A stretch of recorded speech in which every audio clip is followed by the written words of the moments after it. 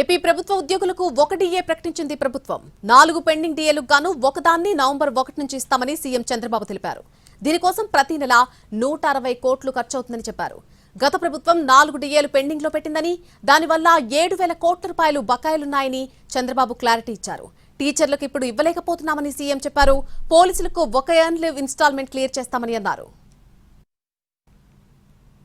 7,000 కోట్ల రూపాయలు డిఏ ఇవ్వాల్సిన పరిస్థితి వచ్చింది. ఇవి కాకుండా ఇంకొక పక్కన 4 స్పెల్స్ ఆఫ్ సరెండర్ లీవ్ అందరికి ఇవ్వాలి. ఒక్క పోలీసులకు తీసుకుంటే 4 ఇవ్వాలి. ఒక్కొక్కటి నవంబర్ 24, జూలై 25, జనవరి 25, జూలై 24 మొత్తం కలిస్తే దగ్గర 210 కోట్లు ఈచ్, 835 కోట్లు మొత్తం అయ్యే పరిస్థితికి వచ్చింది. ఒక డిఏ ఇవ్వాలని నిర్ణయం చేశాం. నవంబర్ 1 నుంచి ఇంకొక 10 రోజులు ఉంది.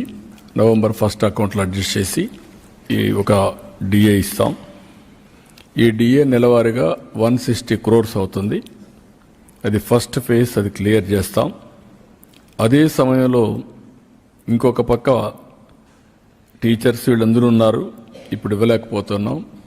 ఎర్న్ లీవ్ కూడా పోలీసులకు మాత్రం ఒక 1 ఇన్స్టాల్మెంట్ క్లియర్ చేస్తాం.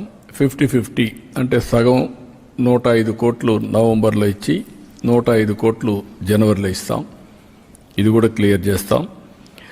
రెండోది, వీళ్ళు హెల్త్ దీనికి కాంట్రిబ్యూట్ చేస్తున్నారు. కొన్ని రాష్ట్రాల్లో ఇన్సూరెన్స్ కూడా వేయాలని చెప్పారు.